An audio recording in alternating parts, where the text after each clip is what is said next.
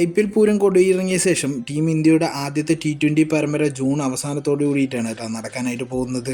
കഴിഞ്ഞ ICC T20 ലോകകപ്പ് സ്വന്തമാക്കിയ ശേഷം ഇന്ത്യയുടെ ആദ്യത്തെ പരമ്പര കൂടിയായിരിക്കും ഐറിഷിൻ്റെ കൂടെ നടക്കാനായിട്ട് പോകുന്നത്. 2 T20 മത്സരങ്ങളാണ് ഐറിഷ് മണ്ണിൽ നടക്കാനായിട്ട് പോകുന്നത്. ജൂൺ 26-നും 28-നുമാണ് മത്സരങ്ങൾ നടക്കാനായിട്ട് പോകുന്നത്. T20 ലോകകപ്പിലെ ടീമിൽ നിന്നും വ്യത്യസ്തമായ ഒരു ടീമായിരിക്കും ടീം ഇന്ത്യ അവിടെ ഇറക്കാനായിട്ട് പോകുന്നത്. ഇതിൽ നോക്കുകയാണെന്ന് പറഞ്ഞാൽ IPL മികച്ച പ്രകടനം നടത്തുന്ന പല പ്ലെയേഴ്സുമാണ് ഈ ഒരു സ്ക്വാഡിൽ വരാനായിട്ട് പോകുന്നത്. അതിൽ പലരുടെയും അരങ്ങേറ്റ മത്സരം കൂടിയായിരിക്കും ഈ ഒരു പരമ്പരയിൽ നടക്കാനായിട്ട് പോകുന്നത്.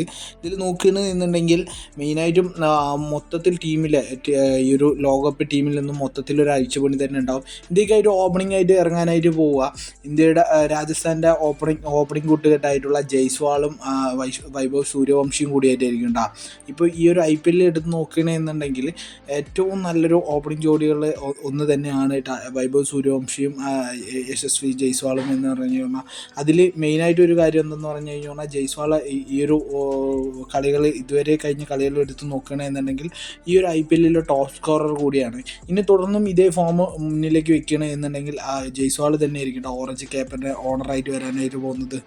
അതുകൊണ്ട് തന്നെ ഇന്ത്യ ഈ ഒരു സ്ക്വാഡിൽ ഓപ്പണിംഗ് ആയിട്ട് ചൂസ് ചെയ്യാനായിട്ട് പോകുന്നത് ഇവർ രണ്ടുപേര് തന്നെയായിരിക്കും.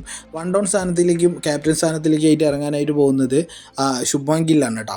ശുഭ്മാൻ ഗില്ല് ഇപ്പം നിലവിൽ കുഴപ്പമില്ലാത്ത രീതിയിൽ തന്നെയാണ് ഗുജറാത്ത് ടൈറ്റൻസിൻ്റെ ക്യാപ്റ്റൻസിയും അതേപോലെ തന്നെ ബാറ്റും ചെയ്തുകൊണ്ടിരിക്കുന്നത്. അതുകൊണ്ട് തന്നെ അദ്ദേഹത്തിന് ഈ ഒരു പരമ്പരയിൽ ഒരു തിരിച്ചുവരവുണ്ടാവും എന്ന് പ്രതീക്ഷിക്കുന്നുണ്ട്. അതേപോലെ 4ാമത്തെ സ്ഥാനത്തിലേക്ക് നോക്കുകയാണെന്ന് പറഞ്ഞു കഴിഞ്ഞാൽ വിക്കറ്റ് കീപ്പർ ബാറ്റ്സ്മാൻ ആയിട്ടുള്ള ഇഷാൻ കിഷാൻ ടീമിലേക്ക് വരുന്നു എന്നുള്ളതാണ്.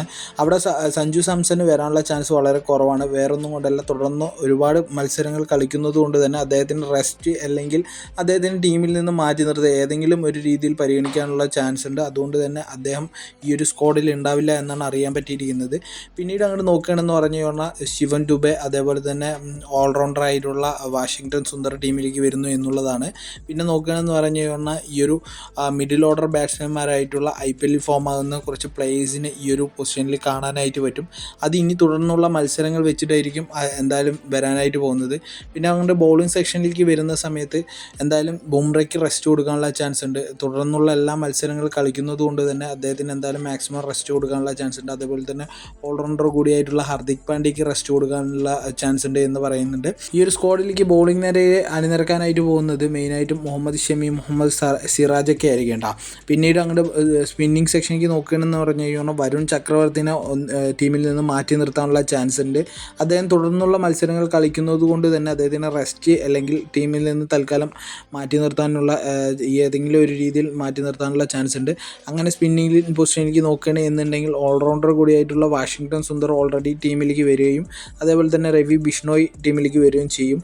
പിന്നെ ബോളിംഗ് സെക്ഷനിൽ അത്യാവശ്യം നല്ല രീതിയിൽ തന്നെ ബോൾ ചെയ്യുന്ന IPL നല്ല രീതിയിൽ മത്സരങ്ങൾ കാഴ്ചവെക്കുന്ന ഏതെങ്കിലും കുറച്ച് പ്ലെയേഴ്സിനെ കൂടി ഇൻക്ലൂഡ് ചെയ്യാനുള്ള ചാൻസ് ഉണ്ട്. എന്തായാലും ഈ ഒരു IPL കഴിഞ്ഞിട്ടുള്ള മത്സരങ്ങളായതുകൊണ്ട് തന്നെ സീനിയർ പ്ലെയേഴ്സിനെ കുറേ പേരെ മാറ്റി നിർത്തിയിട്ടായിരിക്കും ഈ ഒരു പരമ്പരയിലേക്ക് ടീമിനെ അയക്കാനായിട്ട് പോകുന്നത് കേട്ടോ.